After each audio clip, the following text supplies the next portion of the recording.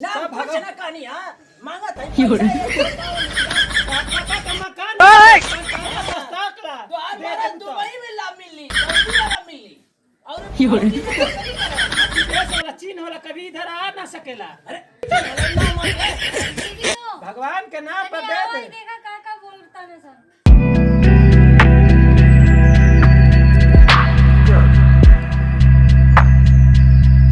पर दे दे तुम्हारा भगवान भला करेगा। हां का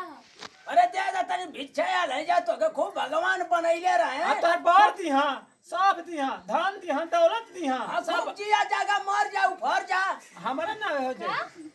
ना सब कुछ भगवान- ना कहानी हां मांगा था पैसा 151 रुपया तोहर पका का मकान उठ जाए पंचायत हाँ। दस्ताकला तो आज दे बारा दे तो। दुबई में ला मिली सऊदी वाला मिली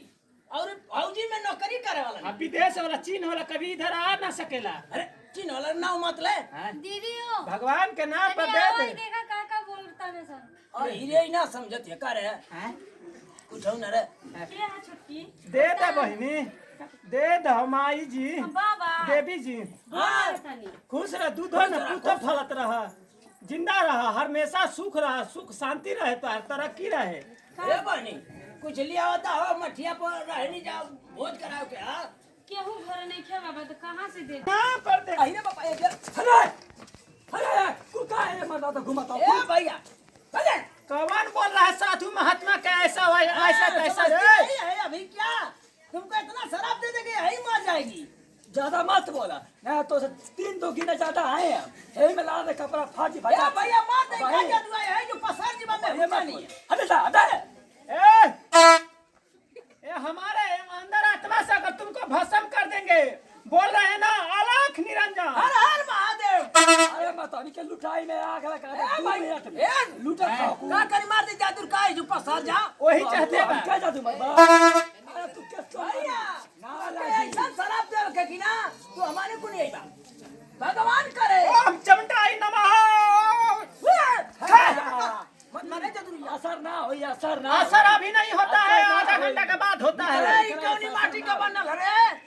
ई कौनी पत्थर का रे ससुरा के कहता असर ना होई होई होई हो असर होई। ना हो तो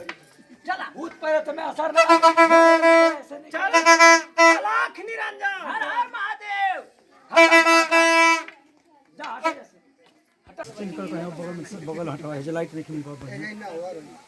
जेना के मुंह है ना ओकर घर बुलाओ बुलाओ बुलाओ सबको एक कैमरा है ना लगे है ना घर भाई घर के घर भाई है लगा ना